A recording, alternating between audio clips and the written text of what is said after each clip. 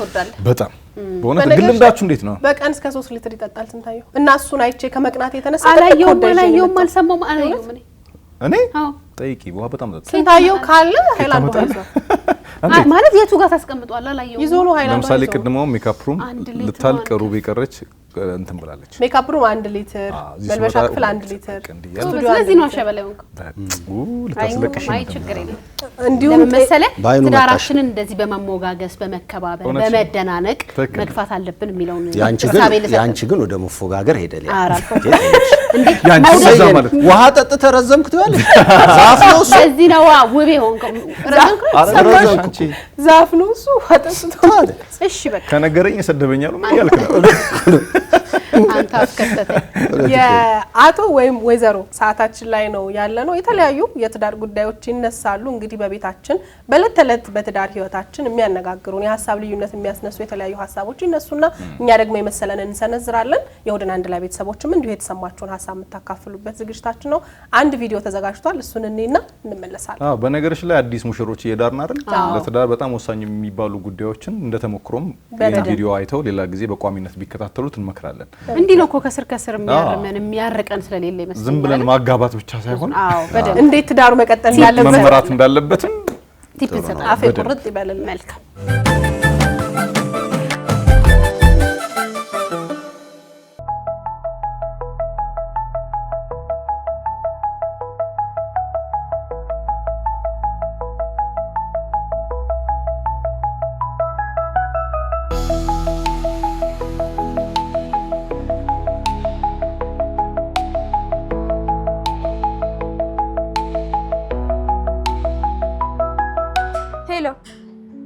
ቆየሽ እንዴ መጣው ካልሽኝ ዘመን አለሽ እንዴ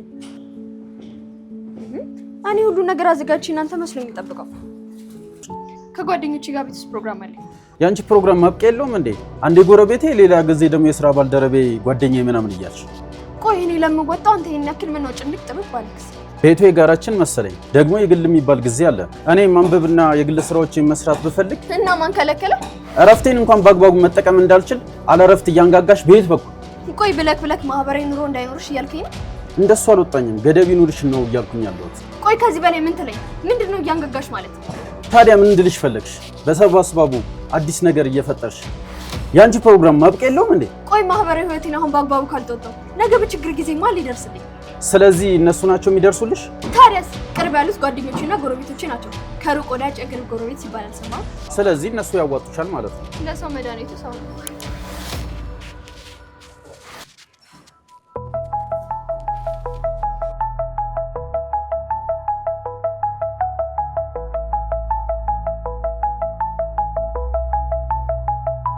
ሰው እንዴት ካለ ማህበራዊ ኑሮ እኖራለሁ አታውቅም እኔ አሁንስ ሰልችቶኛል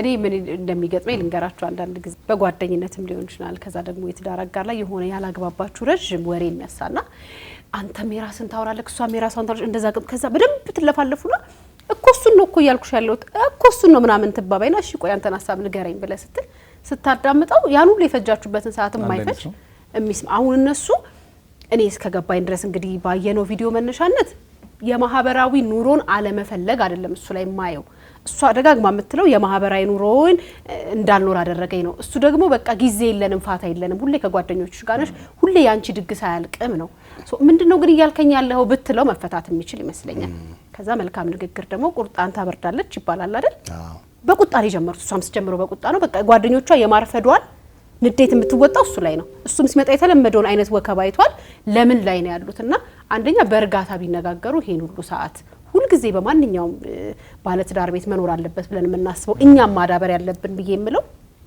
ንግግሮችን የትኛውም የጸብ ሐሳብ ያለባቸውም ነገር ቢሆኑ በመልካም ቃላት ስንለዋወጣቸው ትንሽ ረገቤ ማድረግ ነገር ልንደማመጥ ፋታ የሚሰጡ አይነት ነገር ይኖራቸዋል ብዬ አስባለሁ ጓደኞቿን ሰብስባ ለመጫወት የፈለገችውን አይነት ክብር ባሏ ላይ አላየሁባትም እኔ ስለዚህ በተወሰነ መልኩ ቢሆን እናንተን ሐሳብ እስከምሰማ በሱ ሳይድ ነኝ እኔ ጎረቤቶች ራሳቸው ለመልካም ትዳር ተባባሪዎች ናቸው ብዙ ጊዜና እንደውም ብዙ ጊዜ አሁን አላቅም እንጂ በፊት እኛ ስናድግ ልክ አባወራው በሚመጣ ጊዜ ቀስ ብለው ቡና የሚጠጡ የነበሩት ሹልክ ብለው ያ ማለት ቦታ ለመስጠት ነው የሚነጋገሩ ለነሱ ጊዜ ለመስጠት ነው ግን ሴትዮዋ ራሷ ደግሞ አንቺ እንዳልሽው ሊያ ቀድማ የሆነ ጓደኞቿን ነገር ምናምን ልክ ብቻ ይሄ ልክ ለሱስ እንደሚሰባሰብ አይነት ጓደኝነት ነው ያየውባት እሷ ላይና ጥድፍ ያለ ለሱ ክብር ያልሰጠ ነው። ከዛ ናፍቆትን አንድ ነገር ልጠይቃት። ባል ሲወራ ራሱ በመሰረቱ እንዲህ ይባላል ማለት ነው። ባል ሲወራ እንዲህ እንደሚባል የዘንድሮቹ ትላላችሁ አንልም እኛ አንልም የዘንድሮቹ ትላላችሁ እኛ አንልም። በነገራችን ላይ እኔ በጣም በተደጋጋሚ ከሰዎች የሰማሁትን አንድ ነገር ላጋራችሁ። በጣም ብዙ ትዳሮች በእንደዚህ አይነት የቤተሰብ የጓደኛ የስራ ባልደረባ ድግስ በጣም ብዙ ትዳሮች ፈርሰዋል። እኔ በግሌ የማውቃቸው የቅርብ ሰዎች ለትዳራቸው ፍቺ መንስኤ የሆነ ይሄ ጓደኞች እየሰበሰቡ ቤት ውስጥ የሚደረጉ ፕሮግራሞች ናቸውና ማህበራዊ ህይወት በጣም መልካም ነው፣ ደስ የሚል ነገር ነው። ግን ደግሞ በልክና በአግባብ ሲሆን የትዳር ህይወትህን ባልነካ መንገድ ከዛ ደግሞ ይሄ በጣም ብዙ ግሩፕ ያለው ሰው በየጊዜው ድግስ እየደገስክ ቤትህን ማምጣት እሱ ራሱ የራሱን የቻለ የማህበራዊ ህይወት ቀውስ ያመጣል። ሁሉንም ሰው ማስደሰት ስለማትችል ስለዚህ ሁሉ ነገር በልክ በአግባብ ሲሆን መልካም ነው። ብዙ ጊዜ እንደዚህ ድግስ የሚወዱ ወይ አንዳንዴ ባልም ድግስ ሊወድ ይችላል ወይ ጓደኞቹን ቤት የሚያመጣ የተለያዩ ፕሮግራሞች የራት የምሳ ፕሮግራም የሚዘጋጁበት ቤት አይተ ከሆነ በስተመጨረሻ ባልና ሚስት ላይ የሆነ ክፍተት ይፈጥራሉ እስከ ፍቺ በሚያደርስ ነውና በልክና በአግባብ ማድረግ አለባት ብዬ ነው ማስበው። እሷን ጓደኛም ይሁን ቤተሰብም ይሁን ካገባሽ በኋላ ኢቭን የራስህ የኔ የምትለው ቤተሰብ እናት አባት እህት ራሱ ቢሆን ካገባህ በኋላ ቤትህ የሚኖረው አይነት ፕሮግራም ልክና አግባብ ከዛ ደግሞ የባልና ሚስትን ምቾት የባልና ሚስትን ፍላጎት ደግሞ ባልነካ መንገድ እንደዚህ አይነት ነገሮች እንደው መደረግ ያለባቸው እሱም ተስማምቶበት እሷም ተስማምቶ ዛሬ ባሌ ጓደኞች ይመጣሉ እስኪ ራት ልስራላቸው ወይ ዛሬ የሚስቴ ጓደኞች ይመጣሉ እስኪ ይደረግ ተብሎ ከስንት ጊዜ አንዴ መደረግ ያለበት ነገር ነውና በየጊዜው እንደዚህ አይነት ፕሮግራሞች ማድረግ እንዳየነው ሊያም እንዳለችው እሷ ለነዛ ሰዎች የሰጠችውን ያህል ቦታ ለባሉ አልሰጠችም።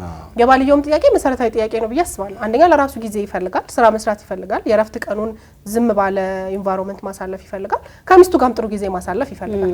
እሷ ደግሞ እነዛን የረፍት ቀኖች እየጠበቀች ድግስ የምትደግስ ቤተሰብ የምታመጣ ጎረቤት የምትሰበስብ ከሆነ በእነሱ መካከል መሻከር ይፈጥራል። ከዛ መጨረሻ ላይ ራሱ እሱ በችግርሽ ጊዜ ቢደርሱልሽም ግን ደግሞ በዚህ አይነት መንገድ መሆን የለበትም ሲላት የራስ ጉዳይ አይነት ነገር ነው ያለችውና እንደዛ መሆን አለበት ብዬ አላምንም።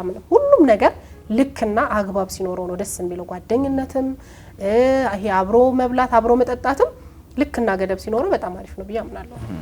እኔ ሁለት ነገር ነው ያየሁት በዚህ ቤት ውስጥ ማለት ነው። የመጀመሪያው ነገር በጣም የተደጋገመና ትግስት የማጣት ነገር ያለው አንዴ ብቻ ሲሆን 3 4 5 የነግሯት አልሰማም ማለት ባህሪ ያለው። ሁለተኛ ነገር ደግሞ ሁልጊዜ ሁላችንም ኖቲስ ማናረገው ወይ ደግሞ ማናስተውለው ቤት ውስጥ በትዳር ስንኖር የመጀመሪያ የምንናገራት ጥያቄ ምትሆን ሀሳብ ምትሆን ቶኔሽናችን በጣም ማተር ያደርጋል፣ ወሳኝ ነገር ነው እና ከዛ ቀጥሎ ያን ጥያቄ ሰምቶ ምላሽ የሚሰጠው ሰው ለጸብ ከፍተኛ መንገድ የመፍጠር አቅም አለው። ማስበውን ነው አይደለም እናገረው እና ምልልሽ ፈልጌ መሰለሽ ቶኔሽኔ እኔ በቅነት ያሰብኩትን የሚሰማው ሰው ጋር ሌላ ዳይሬክሽን እንዲፈጥር ያደርጋል እና የተቆጣው ሊመስል ይችላል ምናምን አይነት ግን ሆኖም እዚህ ጋር አሁን ይሄ የሚስትየው የበላይነት በደንብ የሚታይ ነው። ምክክር የሌለው ቤት እንደሆነ በደንብ ያስታውቃል። አንዲያ ነገር ቤት ውስጥ ዝግጅት እየተዘጋጀ ስለመሆኑ ራሱ ምንም መረጃ የለውም፣ ምንም ነገር የለውም እና እያንዳንዱ ቤት ውስጥ የሚከበሩ ነገር ደግሞ ባልና ሚስት ምክክርና እውቅና ሲሆን ነው መልካም ሊሆን የሚችለው። ጓደኞቿን ጠልቷቸው ላይሆን ይችላል። እንደገና ደግሞ ድንበርም ያስፈልገዋል። ያለፈና ብዙ ነገሮችን የተሻገረ ሲሆን ግን የነሱን ቤት ማቃወስ አቅም አለውና እኔ 100% ጥፋቱ የሷ ነው። አንዲያ ነገር ከውጪ ነው የመጣው ስሜታዊ እንኳን ቢሆን ጥፋቱ የሷ እስከሆነ ድረስ ከሱ እንደምረዳው ደጋግሞ የተናገረ ስለሚመስል የማረጋጋት አይነት ንግግር ቢታይባት መልካም ነበር ብዬ አስባለሁኝ እና ሁለቱ ነገሮች በጣም ከባድ ናቸው። ድግግሞሽ አለው አለመስማት አለና ምንም አታመጣም የሚል ነገር እሷ ላይ ያለባት ለጓደኞቿ ከሱ በላይ ለማህበራዊ ህይወት የመስጠትና ደግሞ ማህበራዊ ህይወትም ስንል ቤት ሰው ስለሰበሰብሽ አለ ማህበራዊ ህይወት ማለት ለሰው በችግር ጊዜ መድረስ ነው፣ በደስታ ጊዜ መገኘት ነው። ለኔ ማሳመኛ ፖይንቷ እሷ በችግር ሰዓት በቅርብ ያሉት ጎረቤቶች ናቸው እነሱ ይደርሱልኛል ነው። ማህበራዊ ህይወት የምትገነባው ለሰዎች መልካም በመሆን በችግራቸው በደስታቸው ጊዜ አብሮ በመሆን እንጂ በየጊዜው ቤት ድግስ እየደገስክ ስለጠራቸው አይመስለኝም።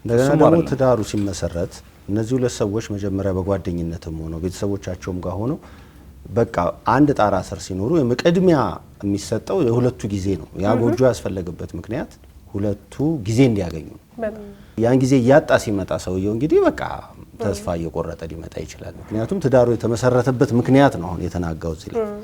ስለዚህ ስንቴም እንዳልከው እኔ ሙሉ ለሙሉ አው የቤት ራስ ወንድ ነው የሚባለው ነገር ብዙ ሰዎች የራሱት ይመስለኛል እንጃ ወይ ደግሞ ማስተዋወቅ የሚፈልግ ነገር ሊሆን ይገባል ብዬ አስባለሁ። በቃ የቤት ራስ ነውና አንተ ስታወራ እንደው ምን ያላስተዋልኩት ነገር ያ ሁሉ ድግስ እስከሚደረግ ድረስ ከባሏ ተደብቆ ሊሆን አይገባም ሌላ ንቀት ከሌለባት በስተቀር። እኔ አሁን ነገሩን በጣም ነድቼ የምወስደው ንቀት ጋር ነው። ምክንያቱም እኔ ባሌ ሳያቅ አይደለም አንዳንድ በጣም ብዙ ነገሮችን እኮ ጓደኛ ታውቃለች አይደል ዛሬ እንዲህ ያለብሽ በቀላሉ የምንግባባቸው ነገሮች አሉ ብዙ ከማውራት የኔ ባል ያላወቀውን የኔ የትዳር አጋር ያላወቀውን ከዛ የሱን ክብር ገፍቼ ለውጭ ሰዎች የምሰጠው ምንም ነገር የለም። ቅድሚያ ማስተላለፍ ያለብን ነገሮች አሉ አይደለም። ከባሏ ጋር ተጋፍታ ጓደኞቿን ልታስቀድም ሰው እናትና አባቱን ይተዋል ከዛ አይደል ይባላል። እሱን አይነት ክብር መለካካት ባልጋ ማውጣት የለብንም። ከዛ እኔ በሆንም ማደርገውን ብዬ የማስበው ነገር በቃ አይደለም ተጎራብጦት ደስ የማይል ስሜት ሰጥቶት አይደለም ፊቱን አይቼ ላላረገው እችላለሁ። ምክንያቱም በብዙ እጥፍ ትዳርክ ማክበር አለብህ እና ደግሞ ትዳርሽ ላይ የምትሰጪው ክብር ለትዳር አጋርሽ የምትሰጪው ክብር ነው ከዛ ወደ ጓደኞችሽ መውረድ ያለበት እንጂ እንትኑ እኩልም መሆን አልነበረበትም። ከዛ ገና ከመነሻው ደግሞ ልጅቷ ተረጋግታ ማስረዳት ነገር የለባትም። ከባሏ ጋር ጫፍ ጋር ተደራርሳለች እና ቃላቶቻችን ማብረድም ከዛ ማጋልም እየቻሉ ለምን ማብረዱ እንደማንጠቀም አላቅም ሁሌና ወንዶች ደግሞ እንደዚህ አይነት ነገሮች ላይ አስቸጋሪ ናቸው ያላስ ማህበራዊ ኑሮ ላይ አርጉ ሂዱ ምናምን ነው የሚሉት ባያረጉትም ግን ሚስት ስታረገው ዳትማች እንትን የሚላቸው አይደለም። አታርጊ ብሎ እንደማይገድባት ያስታውቃል ስለበዛበት ነውና ሁሉ ነገር በልክ በአግባብ በእርጋታ በማዳመጥ በመደማመጥ ሲሆን ጥሩ ነው እንጂ ያረገችው ነገር ማህበራዊ ኑሮ አታርጊ እንዳላት ማክተ ያረገች እና ደግሞ ከዚህ ሁሉ መጨቃጨቅ በኋላ ሰዎቹ ሲመጡ ጥሩ ፊት እንዲያሳይ ከዛ ከነሱ ጋር ደግሞ አብሮ እንዲሆን ትጠብቃለህ። በዚህ ሁሉ መጎራበጥስ በመሃል ደግሞ አስተውላችሁ ከሆነ ምን ጨነቀህ እኔ ነኝ ወጪውን ማውጣው አንተ አታውጣው። በነገር ላይ ይሄ ነገር በጣም ብዙ ሰዎች ጋር አስተውያቃል። አሁን አንድ ባል የሆነ ቃል ይገዛ ባልና ሚስት ይመካከሩና በተለይ ደግሞ አሁን በዚህ ዘመን ባልም ሚስትም የራሳቸው ገቢ ያላቸው በብዛት ማለት እንችላለንና የሆነ ቃል ይገዛ ይመካከሩና አይ ይሄ ነገር ግን አሁን ባይገዛ ቆይቶ ቢገዛ ይላል ባል።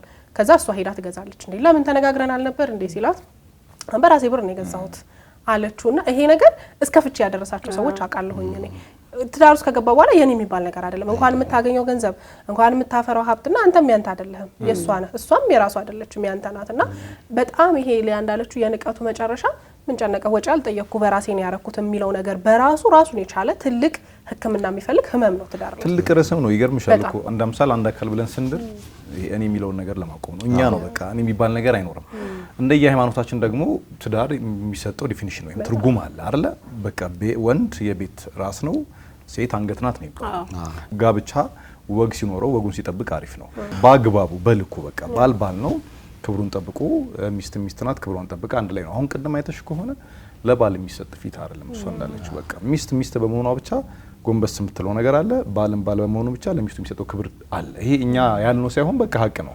በዛ መጠን ተከባብሮ መኖር የጋብቻ ፍቱን ቁልፍ ይመስላል። ያብዛኛችን ችግር ይሄ ነው ላይ እኔ የሚለው ሐሳብ አይደለም በትዳር ላይ በስራ ግንኙነት ራሱ በቃ አንድ ሰው የውድቀቱ መጀመሪያ የኔ በራሴ ያየሁትም በተግባር ያየሁትም እኔ ማለት ሲጀምር አሁን ለምሳሌ እዚህ አብረን በግሩፕ እየሰራን እኔ ካልኩ በቃ ያ ለራሱም ለአንድ ሰው ህይወት ራሱ በጣም አደገኛ ነው። በስራ ይረብሻል አይደለም በትዳር ልክ እንኳን አብሮ ለሚኖር ሰው እንደገና ደግሞ እኔ አሁን ወደ ቤቴ በሚሄድ ጊዜ ሚስቴን ለማግኘት ነው የሚሄደው። ስለዚህ እሷ እንዴት ሆና ተጠብቀኝ ይሆን ማለት ጥሩ ነገር እንደማገኝ ነው ተስፋ አድርጌ የሚሄደውና የሆነ ነገር ተበላሽቶ እንትን ሲል በቃ የሆነ ይቅር የማይባል አይነት ነገር ሁሉ እስኪመስል ነው ጸቡ ግንን የሚለው ባለ ከዛ እሱ ይዛመትና የውጭ ሰው መሆን ትጀምራለህ። እንደዚህ ነገሮች ቤትህን መሸሽ ትጀምርና ምክንያቱም በቃ ሁሌ ነው ያላት አይደለ? ስለዚህ ምን ቤቴ ሄጄ እንዴት አርፋለሁ? አይምሯችሁን ማሳረፍ ይፈልጋሉ። ሁላችንም አይምሯችን የሚያርፈው ቤታችን ነው ከልጆቻችን ጋር ከባለቤታችን ጋር በቃ ሰላም የምናገኝበት ቦታ። ቤቱ ለመሄድ ሲያስብ እንደዚህ አይነት ግርግር ካረ ሄሪ ሳይወድ በግድ የውጭ ሰው ነው የምናረገው። አንዴ ደግሞ ያን ከጀመረ ወደ ቤቱ ለመመለስ በጣም ይከብዳልና ዛሬ እንደ ቀልድ ያያችሁ ነገር ባሏ ላይ በጣም ብዙ ነገሮች እየፈጠረች መሆኑን ብታስተውል ጥሩ ነው ብዬ አስባለሁና ለምን እንደዚህ ብለ ማትነግራት አልኩት። ጓደኛዬ ነውና ለቤቱ እኔ ቤት ውስጥ እኮ ከመናገር ያለፈው ውሳኔ የለኝም እናገራለሁ እንጂ ያልኳቸው ነገሮች አይፈጸሙም ነውና አንዳንድ የትዳራችን አቅጣጫ ሳናቀጥፍ የሚያረጉት ነገሮች ከዛ መልሰን ለመመለስ በጣም ከባድ ስለሚሆኑ እንደዚህ አይነት ትንሽ ነገሮችን ጊዜ ሰተን መፍታት ያስፈልጋል ብዬ አስባለሁ። በነገርሽ ላይ በገንዛ ገንዘብ ምናምን የሚባል ነገር ነው አንዳንዴ ሲገለበጥ አደጋ ይሆናል። ለምሳሌ በገቢ ሴት ከፍ ስትል ወር ደግሞ አንዳንዴ ባሎች ስራ ላይ ኖራቸው ይችላል ገንዘብ ነገራቸው ይችላል እሱ ራሱ አደጋ ነው ይሄን ነገር አሁን አነብባታለሁ በጣም ጨዋ የሆኑ ለትዳራቸው ታማኝ የሆኑ ትዳራቸው የሚያከብሩ ሴቶች የሚያደርጉት ነገር ያስቀንሻል አንድ ላይ ውጪ ሲወጡ ቅድም እንዳልኩት የባል ትርጉም የባል ሞገስ አላል ብሩ የሷ ቢሆንም እሱ እንዲከፍል በድብቅ ስታረክት ያለሽ ብር እንዲይዝ እሷ እንደምትገዛው ያወቀሽ ከጓደኞቿ ጋር ስትወያይ ቆይ ባለቤቴና ማክሪ ራሷን ነች የምታረገው የተለየ ነገር የለምና በእንደዚህ አይነት ልክ ልንሸፋፍናቸው የሚገቡ ነገሮችን ሰውየው ፊት ስናወጣቸው የሰውየውን ስሜት የመግደል አቅሙ ከፍተኛ ነው ምንም ሮል እንደሌለው ነው የተቆጠረው ወንድ ደግሞ ክብሩን ይወዳል እንደዛ ነገፋት ሩሜት ነው መስሎ ኮኔ ሊገባ የምሬ ነው ምልሽ ምንም መወሰን አይችልም እሷ በገዛ ገንዘብ እያለች ስለሆነ ይሄ በጣም አደገኛ ነገር ነው በጣም እንግዲህ እኛ ይሄንን ሐሳብ አንስተናል እናንተ ደግሞ ወደና አንድ ላይ ቤተሰቦች በዚህ በተነሳው ራስ ጉዳይ ምን ይሰማችኋል የእናንተንም ልምድ የእናንተንም ሐሳብ ይሄ ቪዲዮአችን ዩቲዩብ ቻናላችን ላይ ከተለቀቀ በኋላ በአስተያየት መስጫው ስር የእናንተንም ሐሳብ አካፍሉን ወደና አንድ ላይ ይቀጥላል አብረን ነው